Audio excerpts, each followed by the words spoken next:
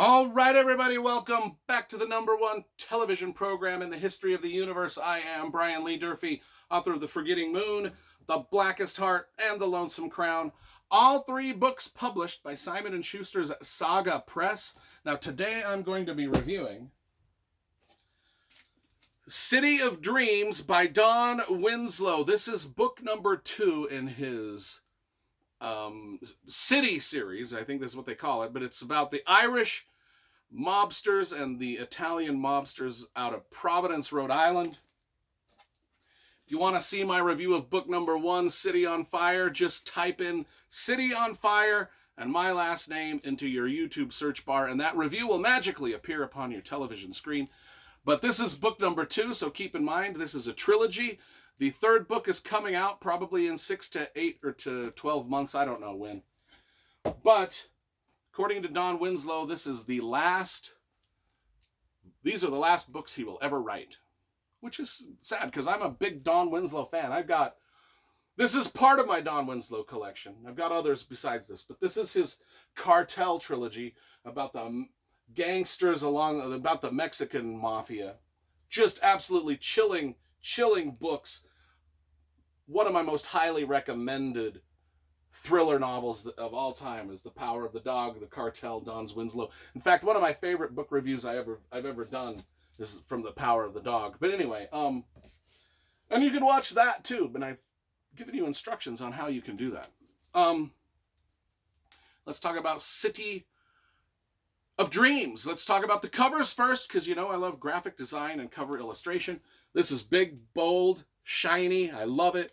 I love everything about it. It matches perfectly the first book in theme and style, and they look good together on the shelf. And from what I can tell of the cover of book 3, it's going to fit right along nicely with these two.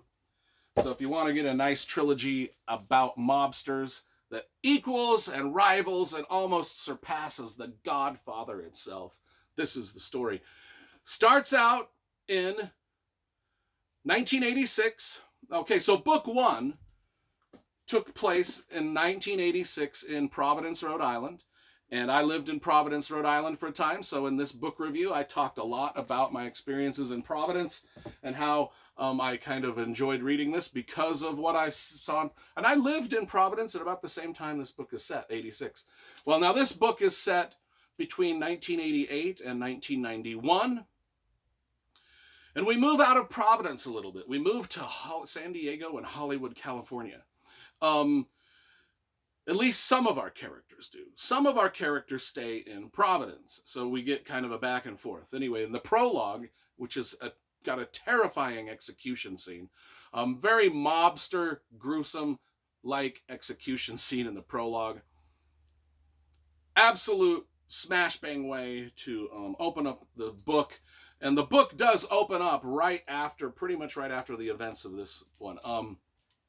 Danny Ryan. Anyway, the prologue takes place in 86, and then the prologue takes place in 88. And then we jump a little bit, and then Danny Ryan is, he's the Rhode Island Irish mobster, sort of the hero. There are no heroes in these books. Everybody's a gangster. But Danny Ryan is sort of kind of our protagonist mobster that we're going to follow through the story. He's the kind of one that we're kind of rooting for anyway. Anyway, Danny Ryan's an Irish mobster. He's fleeing from Providence, fleeing from all the carnage left behind in book 1, and he's fleeing the Italian mob, he's fleeing the cops, he's fleeing all the bad memories he has from all the stuff that happened in book 1, and because he's lost the war between the Italian mobsters and the Irish mobsters. He has lost the war, so he's got to get the out with his crew. And so they're leaving, and the crew kind of scatters about. Danny ends up in San Diego / bouncing between San Diego and Hollywood and the movie business. But anyway, he's just trying to be a single dad. He wants to leave. He's kind of put himself in exile. He's kind of put himself in a witness protection program. But we've got Peter Moretti, the bad guy, all of them are bad guys in these stories, but he's like he's like the antagonist to Danny Ryan's protagonist.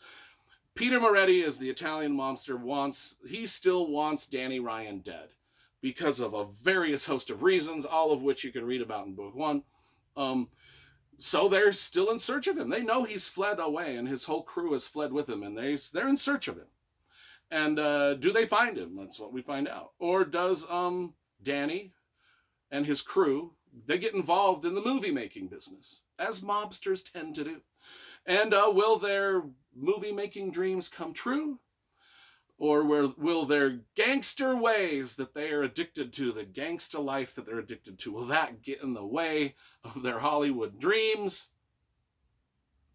That's the whole crux of the story. And there's a lot of blood and guts, backstabbing, betrayal, cool mobster stuff going on in this. I will just read the brief description in the jacket. And, you know, Hollywood, the city where dreams are made. I think that's why this is called the City of Dreams. It's also why I'm wearing a Hollywood shirt. On the losing side of a bloody East Coast crime war, Danny Ryan is now on the run. The mafia, the cops, and the FBI all want him dead or in prison. With his little boy, his elderly father, and the tattered remnants of his loyal crew of soldiers, he makes the classic American immigration to California to start a new life. A quiet, peaceful existence. But the feds track him down, and they want Danny to do them a favor that could make him a fortune or kill him. And when Hollywood starts shooting a film based on his former life, Danny demands a piece of the action, and he begins to build his criminal empire.